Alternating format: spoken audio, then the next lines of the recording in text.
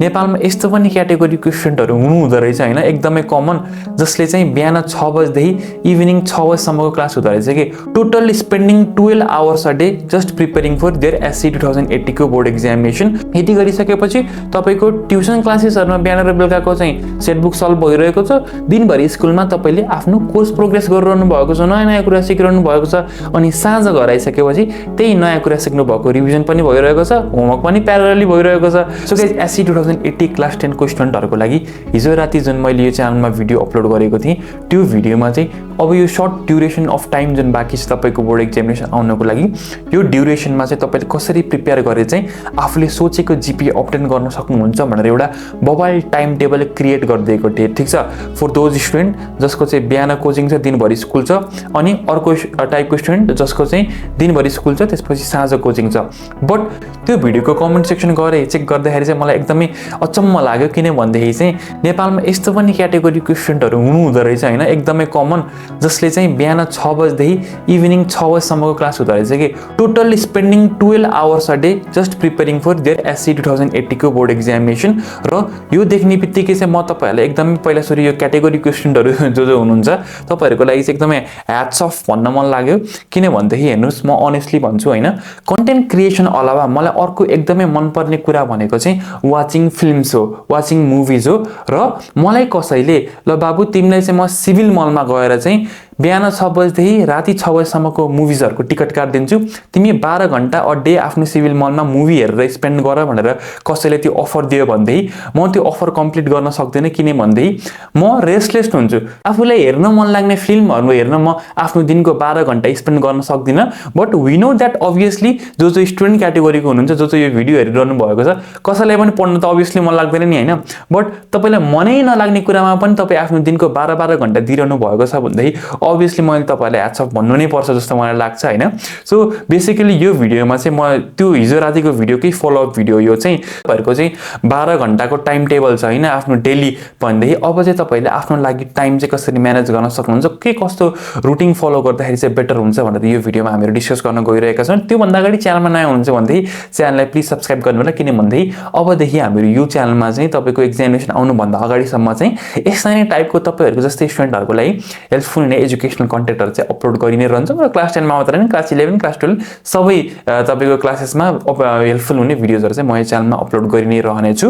So एउटा कुरा के बुझ्नुस् भनेदेखि मैले हिजोको पनि भिडियोमा भनेको थिएँ कि इन केस तपाई हैन आफ्नो दिनको टाइम स्कुलमा स्पेन्ड गरिरहनु भएको छ, त्यसपछि कुनै प्राइभेट कोचिङ सेन्टरहरुमा स्पेन्ड गरिरहनु भएको छ भन्दै त्यो जुन टाइम तपाईले स्पेन्ड गरिरहनु भएको हो त्यो टाइम तपाईको हैन कि म स्टुडेन्टहरुले हेर्छु हैन के भन्छन् भन्दै अब मैले त आज दिनको 12-13 घण्टा पढे भनेर भन्छन् कि अनि कसरी पढ्यौ त बाबु तिमीले आजको दिनको 12-13 घण्टा भनेर सोध्दाखेरि चाहिँ अब बिहान 6 देखि 10 बजेसम्म चाहिँ यतापट्टि ट्युसन पढे मैले, त्यसपछि 10 देखि 4 स्कुल पढे, फेरि 4 देखि 6 फेरि ट्युसन पढे।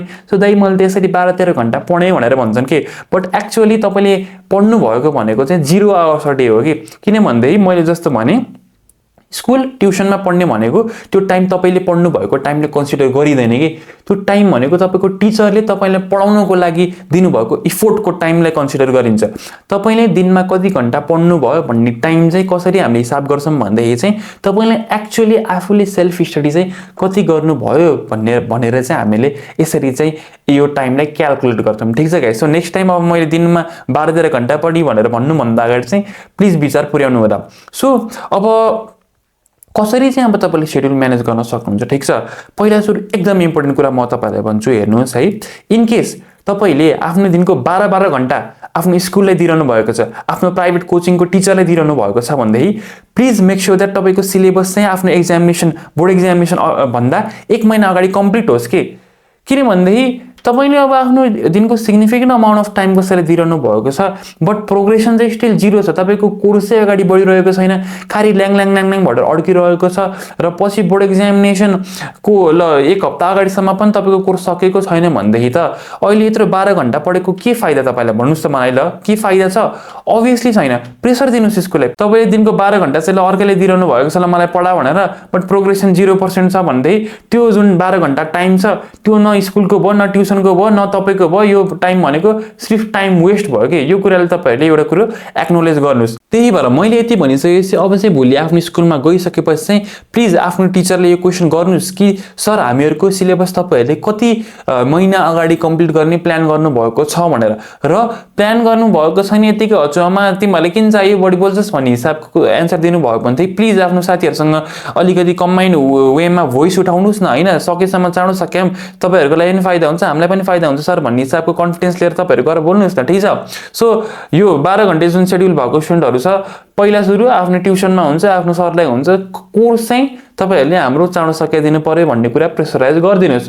सो 12 घन्टा सेड्युल छ भन्दै आई गेस होइन बिहान उठिसकेपछि तपाईँहरूले सधैँ प्यानिक मोडमा हुनुहुन्छ, तपाईँहरू सिसीको बसेर मजासँग आनन्दसँग सास फेरेर चिया खाने फुर्सद पनि तपाईँहरूसँग छैन होला भनेर म एक्सपेक्ट गर्छु होइन। सो बिहानको टाइमलाई हामीहरू छोडिदिउँ है। अब जुन यो तपाईँको दिनभरि 12 घन्टा पढेर आउनुहुन्छ नि साँझ घर आइसकेपछि अब चाहिँ आफ्नो सेड्युललाई कसरी मेन्टेन गर्नुहोस् भन्दै 1 घन्टा मजासँग रेस्ट लिनु गाइस, ठिक छ। यतिकै तपाईँले मलाई त होइन साँच्ची 12 घन्टा यसरी एक ठाउँमा स्ट्याटिक बस्नु पर्यो भनेदेखि ज्वरो आउँछ साँझी, ठिक छ, 2-4 दिन बसिसकेपछि। त्यही भएर आफ्नो हेल्थलाई मेन्टेन गर्नको लागि 12 घन्टा पढिसकेपछि 1 घन्टा मस्त लाएर चिल हानुहोस् है घर आएर, ठिक छ। मजासँग टिभी हेरेर हुन्छ कि 1 घन्टा मस्त लाएर सुतेर हुन्छ कि मोबाइल फोनमा जेसुकै चलाउनुहोस् है। सो यसरी चाहिँ पहिला सुरु आफ्नो बडीलाई पनि इनफ रेस्ट चाहिँ तपाईँले अभाइलेबल गराइदिनु पर्छ गाइस, ठिक छ। अनि अब यसै 7 बजेबाट भनौँ न तपाईँको अब इभिनिङको टाइम सुरु भएन भनेदेखि त्यसपछि अब तपाईँले एटलिस्ट राति आफ्नो घरमा आइसकेपछि चाहिँ 2 देखि 3 घन्टा चाहिँ निकाल्नुहोस्, ठिक छ। योभन्दा बढी म तपाईँलाई प्रेसराइज चाहिँ गर्दिनँ। 2 देखि 3 घन्टामा पनि अब के गर्ने भन्ने तपाईँहरूको क्वेसन हुन्छ। सो बेसिकली 2 देखि 3 घन्टामा चाहिँ तपाईँले के गर्नु पर्यो भन्दै पहिला सुरु स्कुल ट्युसनमा दिनुभएको होमवर्कले फर्स्ट प्रायोरिटी दिनुहोस्। होमवर्क भनिसकेपछि मैले भनिसकेको छु होमवर्क लेख्ने मात्र होइन, अरू कसैको सार्ने होइन, गुगल च्याट जिपिटीबाट एन्सर लेख्ने मात्र होइन, एक्चुअलमा आज दिउँसो आज बिहान ट्युसनमा स्कुलमा टिचर्सले के पढाउनु भयो कुन चाहिँ पर्टिकुलर टपिकको त्यो पर्टिकुलर टपिकलाई मात्र रिभाइज गर्नुहोस् कुनै पर्टिकुलर सब्जेक्टको। नानाथरी यो दसैँभन्दा अगाडि फर्स्ट यो टर्मभन्दा अगाडिको कन्सेप्टलाई अहिले छोडिदिनुहोस्, ठिक छ। तपाईँलाई अहिले टिचरहरूसँग अप टु डेट हुनु परेको न कि अगाडिको पढ्ने कहिले म तपाईँहरूलाई भन्छु। सो यसरी होमवर्क गर्दाखेरि ट्याक्क लाएर कन्सेप्ट हेर्ने, आज क्लासमा पढेको त्यसपछि त्यसैको बेसिसमा होमवर्क गर्ने। त्यति गरिसकेपछि क्लासमा पढेको रिभिजन भयो, त्यसपछि होमवर्क पनि यता साइड बाई साइड प्यारेलली भइरहेको छ। अब यति गरिसकेपछि लेट्स से तपाईँको स्कुलमा मात्र दिनको 8 पिरियड हुन्छ भन्दै 8 पिरियडको टिचर्सले दिनुभएको होमवर्कको स्पेसिफिक टपिकको रिभिजन पनि भयो, त्यसपछि सबै सब्जेक्टहरू पनि तपाईँले पढ्नु हुने भयो, त्यसपछि होमवर्क पनि कम्प्लिट हुने भयो। सो आफ्नो साँझको सेड्युललाई चाहिँ यसरी फिक्स गर्नु होला है गाइस, अरू केही पनि नगर्नुहोस्। अरू के गर्ने म भन्छु नि। सो यो 12 घन्टे सेड्युलवाला स्टुडेन्टहरूले चाहिँ नेक्स्ट गर्नुपर्ने कुरा भनेको चाहिँ आफ्नो जुन यो प्राइभेट कोचिङ छ, प्राइभेट ट्युसन छ बिहान बेलुका होइन, यो ट्युसन क्लासेसमा चाहिँ सकेसम्म आफ्नो त्यो जुन 10 सेट किताब जुन छ नि यी मसँग पनि छ, हेर्नुहोस् तपाईँहरूसँग मात्र भनेको यी म क्लास 10 को स्टुडेन्ट पनि होइन बट मसँग छ। कतिपय क्लास 10 को स्टुडेन्टसँग यो किताब छैन, हेर्नुहोस् मसँग छ, केही सिक्नुहोस्, किनिहाल्नुहोस् किताब 10 सेट ओल्ड इज गोल्ड जुनसुकै पब्लिकेसनको, ठिक छ। अनि प्राइभेट क्लास ट्युसनमा चाहिँ टिचर्सलाई चाहिँ सकेसम्म सर म्याम प्लिज हाम्रो यो सेट बुक सकाइदिनुहोस् भनेर प्रेसराइज दिनुहोस्, ठिक छ। अरू प्राइभेट ट्युसन प्राइभेट क्लासमा तपाईँले स्कुलमै पढाइरहनु भएको कन्सेप्ट पढ्ने होइन, त्यहाँ त मोर एन्ड मोर क्वेसनहरू प्र्याक्टिस गर्ने हो, पास्ट क्वेसन्सहरू सल्भ गर्ने हो, ठिक छ। यति गरिसकेपछि तपाईँको ट्युसन क्लासेसहरूमा बिहान र बेलुकाको चाहिँ सेट बुक सल्भ भइरहेको छ। दिनभरि स्कुलमा तपाईँले आफ्नो कोर्स प्रोग्रेस गरिरहनु भएको छ, नयाँ नयाँ कुरा सिकिरहनु भएको छ। अनि साँझ घर आइसकेपछि त्यही नयाँ कुरा सिक्नु भएको रिभिजन पनि भइरहेको छ, होमवर्क पनि प्यारलली भइरहेको छ। सो जति तपाईँले सोचिरहनु भएको छ, आफ्नो दिमागमा कम्प्लेक्स बनाइरहनु भएको छ, त्यति धेरै कम्प्लेक्स कुरा होइन यो। एन्ड स्टिल यो 6 दिनको सेड्युल भने मैले तपाईँलाई, ठिक छ। अब हामीहरूसँग आफ्नो स्पेसल दिन छ अझै एउटा बार के भन्छौँ हामीले त्यसलाई शनिबार, अझै नेपाल बन्दहरू पनि भइरहेको छ अहिले। यो दुर्गा प्रसाई के दुर्गा प्रसाईवाला यो बुझ्नुहोस् है, यो सोशल स्टडिजमा एकदमै इम्पोर्टेन्ट छ। किन आन्दोलन भइरहेको छ ब्ला ब्ला ब्ला नोट लेख भनेर सोध्न सक्छ, why Durga Prasai is protesting for monarchy in Nepal भन्ने हिसाबले। सो शनिबारको जुन दिन छ अथवा सार्वजनिक बिदाको टाइममा चाहिँ तपाईँले गर्ने भनेको दुईवटा कुरा हो। अफकोर्स एउटा कुरा भनेको चाहिँ आफूलाई गाह्रो लागेको सब्जेक्टलाई रिभाइज गर्ने, मल्टिपल टाइम्स हेर्ने, किनभने गाह्रो लाग्ने सब्जेक्टलाई हामीले जति इग्नोर गर्छौँ त्यति नै गाह्रो लाग्छ, गाह्रो लाग्ने सब्जेक्टलाई जति बढी रिभाइज गर्छौँ त्यति नै सजिलो लाग्दै जान्छ। अर्को तपाईँहरूले गर्नुपर्ने सेकेन्ड कुरा भनेको चाहिँ अब दसैँभन्दा अगाडि फर्स्ट टर्मभन्दा अगाडि कुनै यस्तो पढाएको कन्सेप्टमा अथवा चाहिँ छुनु नै भएको छैन भन्दै त्यस्तो टपिकहरूलाई आफ्नो थ्योरी क्लासको टिचर्सको नोटहरू हेर्ने, क्लासको किताब हेर्ने, स्कुलको किताब हेर्ने, त्यसपछि यही ओल्ड इज गोल्ड अथवा पास्ट टेन्स सेटहरू हेर्दै त्यो रिलेटेड क्वेसन्सहरू सल्भ गर्ने। Easy PG. धेरैजना स्टुडेन्टहरूको कन्फ्युज भएकै कारणले एउटा राइट स्टेप लिन सकिरहेका छैनन्। ठिक छ, 12 घन्टा आफ्नो स्किलमा टाइम दियो, सेड्युल नै एप्रोप्रिएट छैन, यत्तिकै आयो घरमा मोबाइल चलाए, टाइम बितिरहेको छ। अब मैले भिडियोमा तपाईँले एकदमै बेस्ट प्र्याक्टिकल सेड्युल भनिसकेको छु, जसमा तपाईँले 1 घन्टा स्कुलबाट आएर मस्तसँग रेस्टदेखि लिएर तपाईँको सब कुरा तपाईँले चाहनु भएको एक्म्प्लिस हुन्छ। अब यो भिडियो टोटल अहिले यो पोइन्टसम्म हेरिसकेपछि पनि तपाईँको भोलिबाट नै यो सेड्युल इम्प्लिमेन्ट भएन। अब राम्रो student, genuine student Anurag Silwal दाइको च्यानललाई सब्सक्राइब गर्नुभएको छ, भिडियोज हेरिरहनु हुन्छ भनेदेखि त अभियसली अहिलेसम्म तपाईँको भिडियोको स्टार्टिङमै कपी र पेन लिएर बसेर सबै मैले भनेको कुरा टिपिसक्नु भएको छ। छैन भनेदेखि एउटा कुरा बुझ्नुहोस्, तपाईँले जिपे ल्याउनु नै छैन, तपाईँले राम्रो मार्क्स आफूले सोचेको जति जिपे ल्याउनु नै छैन।